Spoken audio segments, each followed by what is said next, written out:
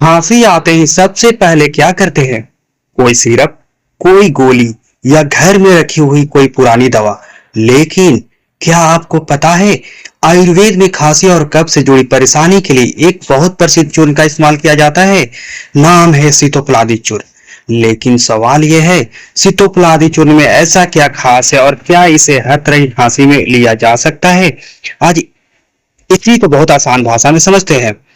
सितोपलादी चूर्ण क्या है, आइए जानते हैं। सितोपलादी चूर्ण आयुर्वेद का एक प्रसिद्ध पारंपरिक योग है। इसे मुख्य रूप से श्वसन तंत्र से जुड़ी कुछ परेशानियों में परंपरागत इस्तेमाल किया जाता है। इसमें क्या क्या होता है?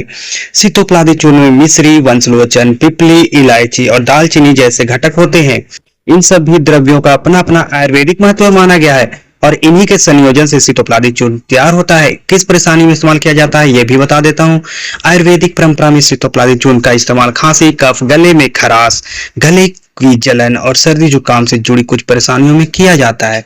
खासकर जब गले में कफ जमा होने की शिकायत हो या खांसी के साथ गले में परेशानी महसूस हो, तब चिकित्सक व्यक्ति की स्थिति देखकर इसका उपयोग बता सकते हैं। लेकिन यहाँ एक मजेदार गलती होती है। खांसी हुई नहीं और हम बोलते हैं भाई कुछ भी दे दो, बस खांसी बंद होनी चाहिए। अरे भाई, खांसी भी शरीर का एक संकेत है। पहले यह समझना जरूरी है कि खांसी क्यों हो रही है। आयुर्वेद में इसका महत्व है। आयुर्वेद में सितोपलादी चूर्ण को विशेष रूप से कफ और श्वसन संबंधी लक्षणों के संदर्भ में देखा जाता है। इसके घटकों में मौजूद पिपली और दालचीनी जैसे द्रव्यों को परंपरागत रूप से पाचन और श्वसन संबंधी उपयोग में जोड़ा जाता है। लेकिन यह बात याद रखिए, किसी दवा का पारंपरिक उपयोग इस बात की गारंटी नहीं है कि हर व्यक्ति पर एक जैसा काम करेगी। आइए अब जानते हैं इसे कैसे लिया जाता है। सितोपलादी चूर्ण की मात्रा हर व्यक्ति के लिए एक नहीं होती, अलग होती है, क्योंकि उम्र, लक्षण, स्वास्थ्य की स्थिति और दूसरी चल रही दवाओं के आधार पर मात्रा और सेवन का तरीका अलग हो सकता है। इसलिए सही मात्रा के लिए आयुर्वेदिक चिकित्सक की सलाह लेना सबसे बेहतर है। आइए आपको एक जरूरी बात बता देता हूँ। अगर आपको सिर्फ हल्की खांसी है तो भी अपनी स्थिति को समझना जरूरी है।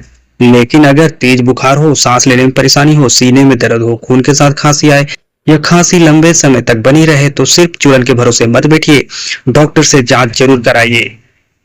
बच्चों और विशेष स्थिति वालों के लिए छोटे बच्चों को अपनी मर्जी से दवा ना दे। गर्भवती या स्तनपान कराने वाली महिलाओं को चिकित्सक की सलाह से ही ले। और अगर आप पहले से कोई दवा लेते हैं तो आयुर्वेदिक दवा शुरू करने से पहले चिकित्सक को इसकी जानकारी जरूर दें।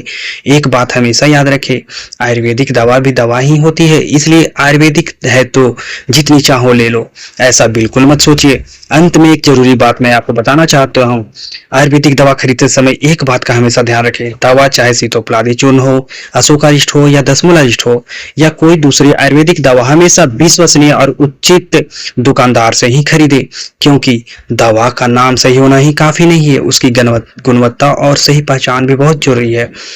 इसलिए जितना हो सके उतना आप सचेत रहेंगे तो आप हमेशा सही चीज चुन पाएंगे।